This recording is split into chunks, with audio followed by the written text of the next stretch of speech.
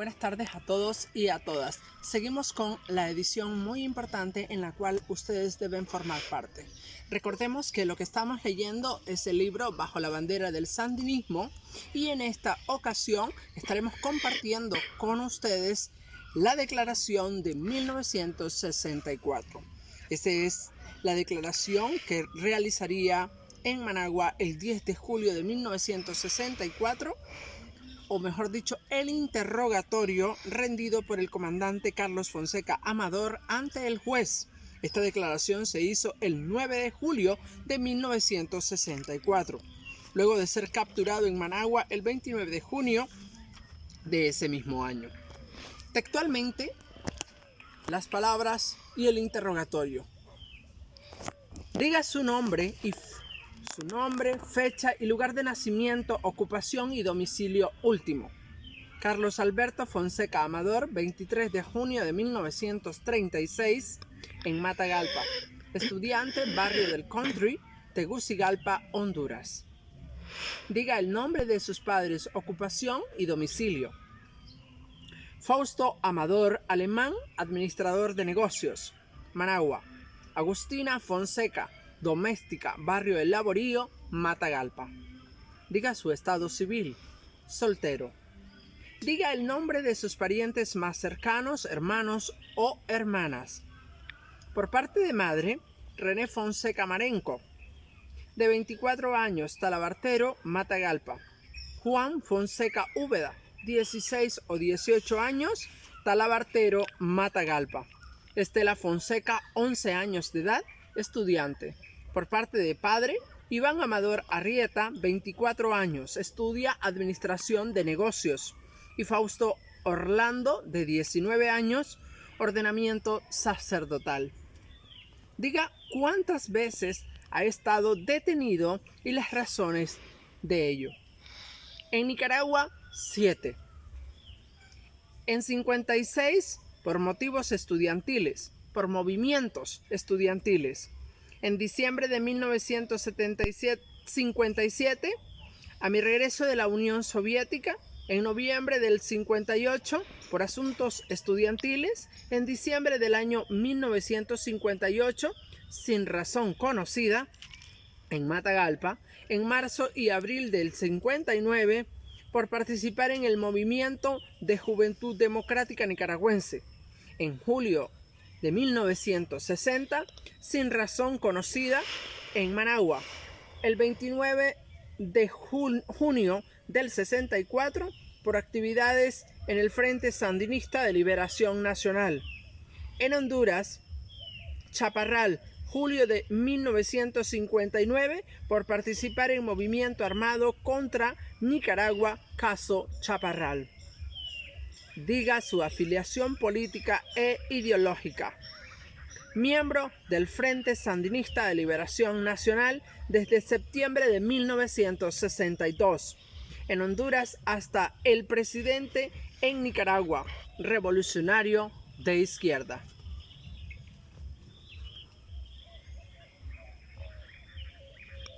Diga cuántas veces ha salido de Nicaragua, destino y las razones. Salí en 1957 a la URSS, Checoslovaquia y Alemania Oriental. En 1959 que fui expulsado a Guatemala y en 1960 expulsado a Guatemala. ¿Ha visitado cuántas veces Cuba? 3 veces. Julio de 1959, octubre de 1960, julio de 1961, mientras me encontraba exiliado. Narre detalladamente su participación en el FLN y en el FSLN, desde su comienzo al presente. Para la primera mitad del año de 1962 llegó a Honduras Noel Guerrero Santiago, Tomás Borge Martínez, Pedro Pablo Rivas, Faustino Ruiz.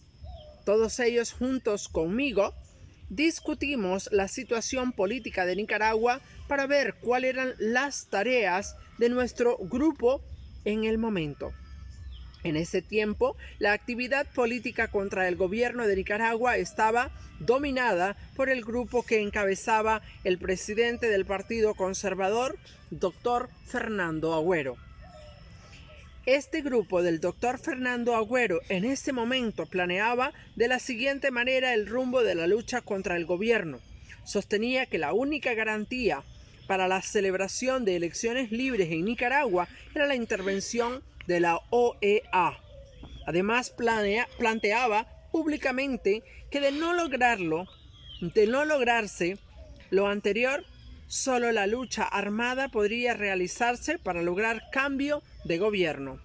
Aunque el grupo de Agüero concentró el apoyo del pueblo, existían ciertos grupos de opositores que discrepaban de este. Estos grupos estaban encabezados prácticamente por el Partido Liberal Independiente y también estaba en esos grupos el Partido Movimiento Republicano. La respuesta de estos grupos a Agüero solamente tenía en cuenta la parte en que pedía la intervención de la OEA y no se refería para nada en la parte que Agüero aprobaba la lucha armada. Al mismo tiempo, la posición de estos grupos que discrepaban de Agüero contaban con el respaldo de la dirección del Partido Socialista Nicaragüense. Nuestro punto de vista resultó distinto al de Agüero y al del grupo opositor. Nosotros, aunque estábamos de acuerdo en que se debía condenar la intervención de la OEA defendida por Agüero, creíamos que era conveniente poner de relieve la inclinación mostrada en la propaganda agüerista a favor de la lucha armada, es decir, que no pensábamos como el otro grupo en que participaba el PLI y el MR, y el Partido Socialista, que olvidaba totalmente esa aprobación de Agüero hacia la lucha armada. Nosotros consideramos que en la práctica, debido a las circunstancias del movimiento, era imposible la intervención de la OEA, que por tanto, aunque no fuera una cosa segura, por lo menos había cierta posibilidad de que Agüero participara en la lucha armada. Esto no quería decir que nosotros pensáramos que era imposible la participación de Agüero en unas elecciones, aunque sin la intervención de la OEA. La postura de Agüero de dejar una puerta abierta para la lucha armada reflejaba la gran simpatía y confianza que en ese tipo de lucha tenía la mayoría del pueblo de Nicaragua. Además de examinar las condiciones del movimiento, nuestro grupo echó una ojeada a las actividades desplegadas por el movimiento revolucionario de 1959 y 1962, y sobre todo la actividad de los grupos de tendencia revolucionaria. Nosotros llegamos a la conclusión de que la tarea inmediata de nosotros no podía ser otra que emprender la lucha armada contra el gobierno. Entonces resolvimos preparar los pasos para convertir hechos en realidad. En esos días habíamos tenido dentro de Nicaragua un fracaso al ser descubierta en Casa Colorada nuestra actividad.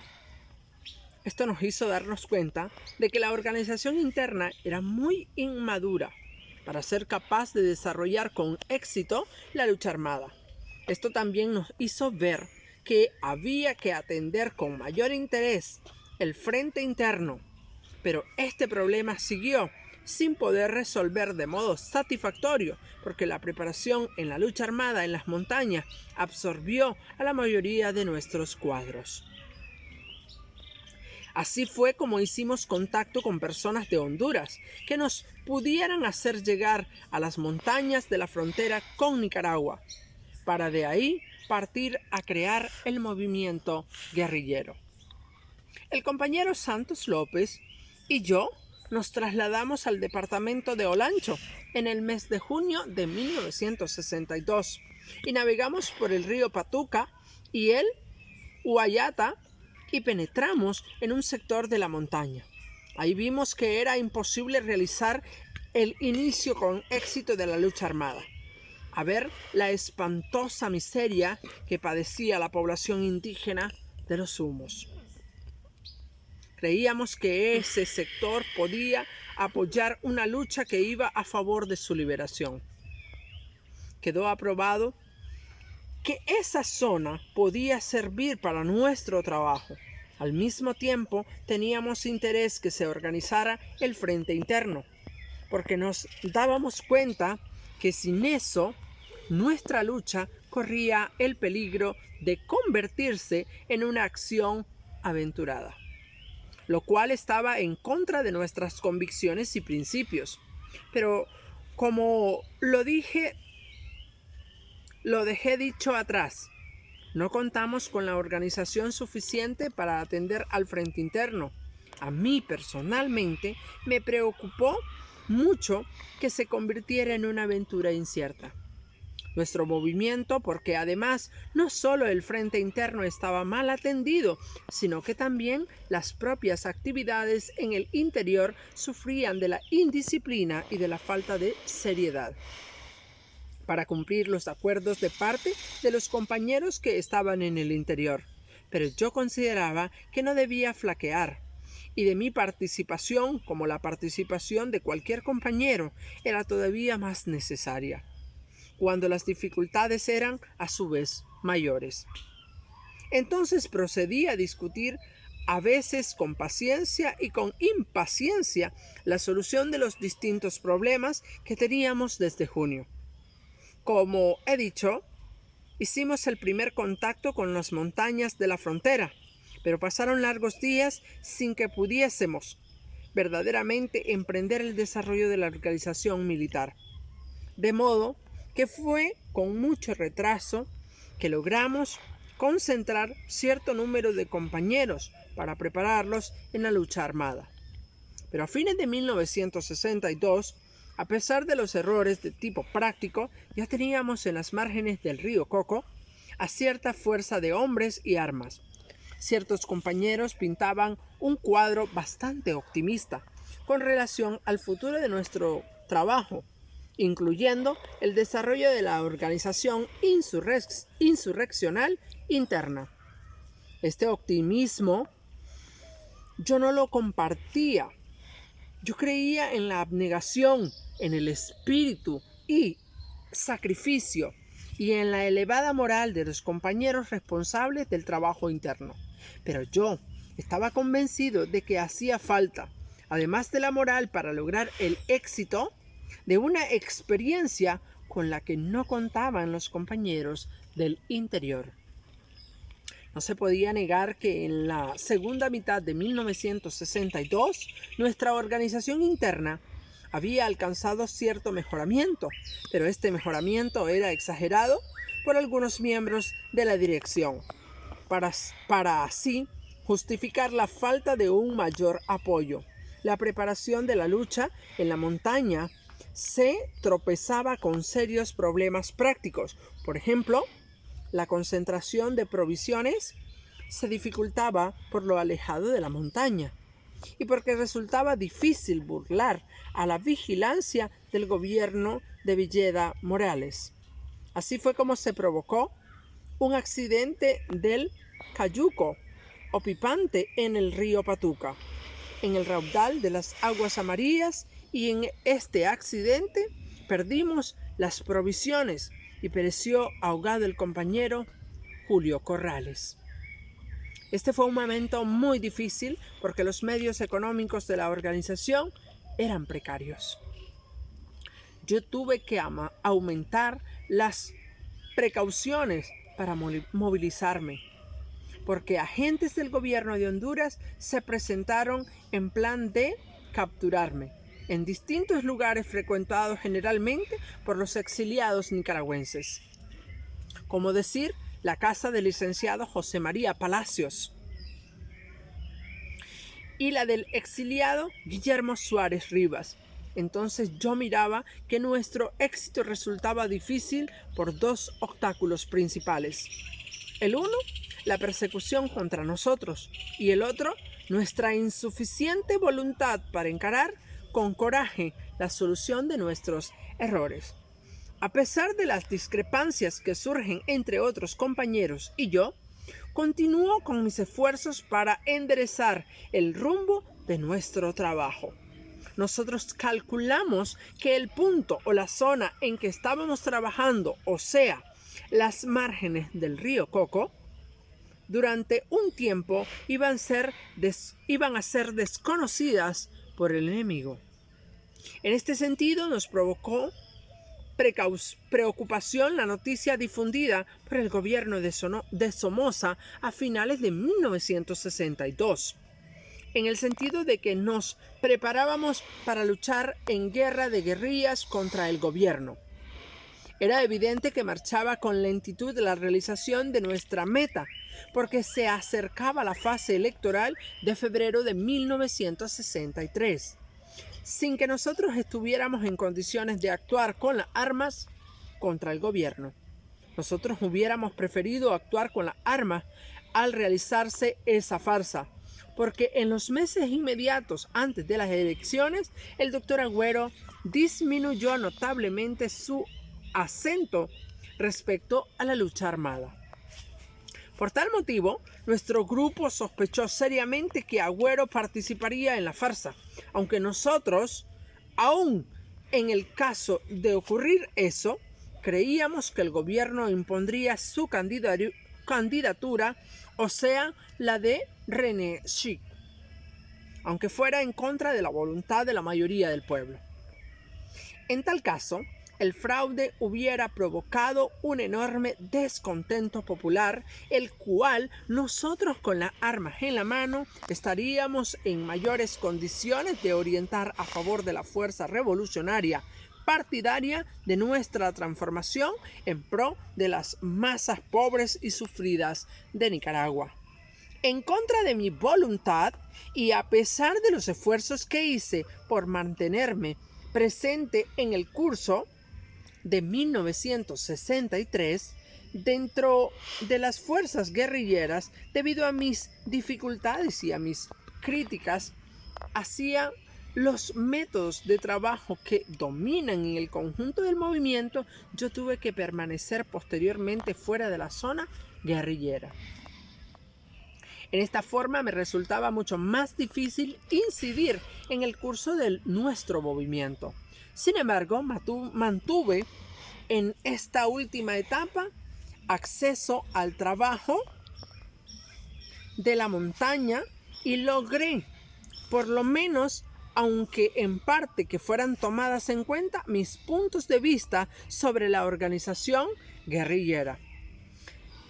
Después de esto, a mediados de 1963, por fin penetró nuestra fuerza guerrillera al país y de ahí en adelante me resultó imposible influir en el rumbo del movimiento armado que a la altura de octubre de 1963 terminó en fracaso con el asesinato por parte de la Guardia Nacional de varios de nuestros compañeros y con la dispersión de los sobrevivientes.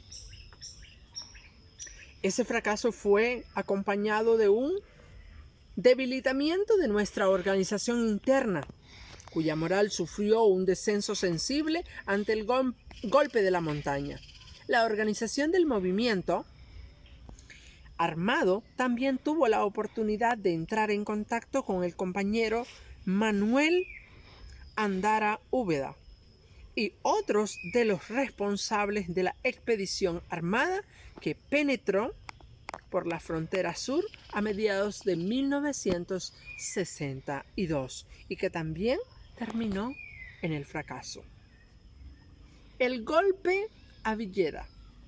La culminación en octubre de 1963 de nuestro trabajo con el fracaso se vio todavía empeorada con el golpe militar perpetrado contra el gobierno de Villeda Morales. Toda esa situación termina por dispersar completamente o por desintegrar la estructura más importante de nuestra organización, que lo era la fuerza guerrillera. Esto tuvo como consecuencia una anarquía a la cual, por mi situación aislada y fuera del alcance en Honduras, yo estaba en condiciones de atender lo que aún quedaba de nuestra organización. Entendí que lo más importante era el elemento que se encontraba dentro del país y que había tenido la suficiente calidad y temple para mantener la confianza en el triunfo a pesar de los fracasos. Primer viaje a Nicaragua. Me pareció que una conclusión o una lección importante que había de sacar tanto de la experiencia de nuestro grupo como de la experiencia de los demás grupos armados que habían corrido era informarse de manera real y verdadera sobre la fuerza y sobre los hombres con que contaban en el interior del país. Pensé trasladarme a finales de 1963, pero medité y consideré que era mejor informarse detenidamente de los que existían dentro del país y que contando con esta información previa me iba a resultar más provechoso el contacto que hiciera al trasladarme al interior. Estuve estudiando por un tiempo más o menos largo, en forma minuciosa, la experiencia del movimiento revolucionario de Nicaragua, así como las luchas revolucionarias de otros pueblos. Por los informes que tuve, comencé a cavilar sobre la existencia de una fuerza seria y capaz dentro de Nicaragua. Pero no quise adelantar un juicio hasta antes no tocar con mis propias manos la realidad de Nicaragua. En Managua. Así fue como me trasladé a finales del mes de mayo de 1964 al interior del país. Mis temores acerca de la impreparación de la organización interna para efectuar acciones combativas resultaron dolorosamente confirmados. No voy a decir que esta impreparación se debía exclusivamente a la culpa de los compañeros dentro del país. El origen de esa debilidad la atribuyo a causa general. Estaba llegando al cabo de un mes más o menos de permanencia en el país a la confirmación de nuestra debilidad interna cuando fui capturado. Diga la fecha de entrada al país, lo mismo que el lugar de su procedencia. Yo entré a Nicaragua a últimos días del mes de mayo, venía de Honduras. Diga usted la forma que empleó para entrar al país, tanto su itinerario de venida como los requisitos de ley para hacerlo. Entré a Nicaragua conducido por un vaquiano desde la población de El Triunfo hasta la ciudad de Chinandega. O sea que lo hice en forma clandestina. Cuando usted dice que a la primera mitad del año 62 llegó a Honduras Noel Guerrero Santiago, Tomás Borge, Pedro Pablo Ruiz, Faustino Ruiz, diga usted de dónde procedía cada uno de ellos reunidos en esa fecha. Creo que procedían de Cuba, excepto yo que me encontraba en Honduras. Diga usted, ¿con qué material humano y bélico contaban ustedes para efectuar la invasión en 1963 a Nicaragua? El material humano estaba siendo seleccionado en el interior del país por la organización interna y también creíamos posible reunir a algunos exiliados anteriores. Al final del 62 esto no había sido posible tenerlo realizado. Fue hasta la mitad del 63 que ya logramos, aunque no en la medida de lo que habíamos deseado, en cuanto a la cantidad, llegamos a reunir cerca de 50 hombres. En cuanto al elemento bélico, se reunió recogiendo armas que habían quedado de movimientos armados en el pasado y también comprando en el mercado clandestino de Honduras. El armamento consistía en fusiles Springfield y algunos Garand, subametralladoras Thompson, carabinas y granadas. ¿En qué forma colaboró con el FSLN el gobierno cubano? El gobierno cubano no tuvo nada que ver en el trabajo práctico y material de nuestro movimiento. Simplemente nos daban aliento moral para emprender nuestra lucha. ¿Cuáles fueron las actividades de la organización del Frente Unitario Nicaragüense, creado en Venezuela y desarrollado sus actividades posteriores en Cuba? Las actividades del FUN consistían en organizar la solidaridad de los exiliados antisomocistas nicaragüenses dispersos en los diferentes países de América Latina. Con relación a las actividades en Cuba, consistían en influir desde ahí ante la opinión pública internacional para respaldar la lucha del pueblo nicaragüense. Una delegación del FUN participó en el primer Congreso de Juventudes Latinoamericanas que se celebró en La Habana en julio de 1960. Los delegados fueron Julio César Mayorga Portocarrero, Rodolfo Romero Gómez. ¿Quién ayudó tanto país como persona en la parte económica para sufragar los gastos ocasionados en el movimiento del FSLN para la compra de armas, mantenimiento de personal, comida y alojamiento, vestuario y movilidad? Los fondos de nuestra organización provenían del pueblo de Nicaragua y de los exiliados en Venezuela, Panamá, Costa Rica, Honduras, El Salvador, Guatemala, México y Cuba. Los exiliados organizaron colectas en las organizaciones populares de los países mencionados, lo mismo que dentro de los pueblos respectivos. El responsable de recibir los fondos destinados al movimiento era Noel Guerrero Santiago. Además de las armas ya explicadas en su declaración, de qué otros países y qué medios emplearon para introducirlas en Honduras. No se obtuvieron armas fuera de Honduras. ¿Quiénes integran la directiva del FSLN en el movimiento de 1963 con su base en Honduras? Noel Guerrero Santiago, que era el responsable de finanzas; Silvio Mayorga Delgado, responsable político; Santos López, responsable militar; Bayardo Altamirano López, responsable político; y yo era responsable político también y de organización. Orlando Cuán, responsable militar; Rodolfo Romero Gómez, delegado en Cuba; Jorge Navarro Ortega, encargado del Frente Interno en Nicaragua; Marvin Guerrero, enlace entre Nicaragua y Honduras; Manuel de Jesús Andara Úbeda, encargado de política y propaganda. Del grupo que usted dice, lograron reunir 50 de los nombres de ellos.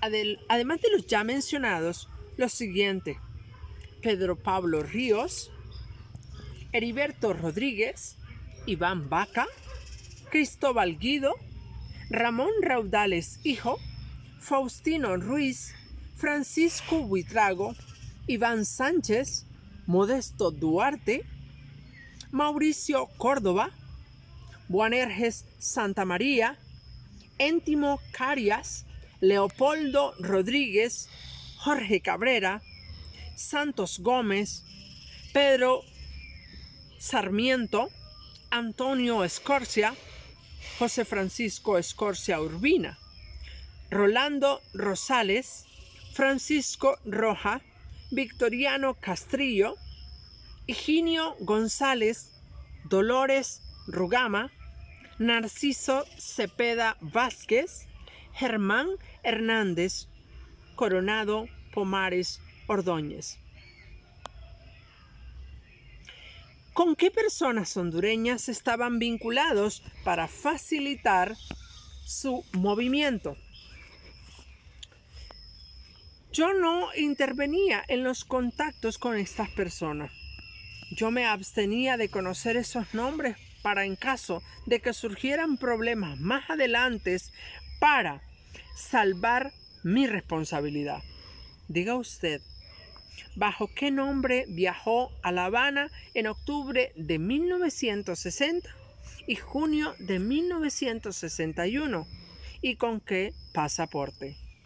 Para entrar y salir de Cuba en las ocasiones mencionadas, usé el nombre de Valentín Hernández Nolasco y con pasaporte de nacionalidad hondureña. Diga usted, ¿de qué persona se valió para conseguir el pasaporte hondureño siendo usted nicaragüense? Yo lo hice directamente presentándome con el nombre supuesto que mencioné para obtener la cédula de identidad, y con esa cédula me presenté a Relaciones Exteriores, donde me dieron el pasaporte. Este nombre supuesto lo conseguí por medio de un abogado que tenía acceso a los libros de registro. Diga usted, ¿quién actuaba como jefe del movimiento del FSLN en Honduras?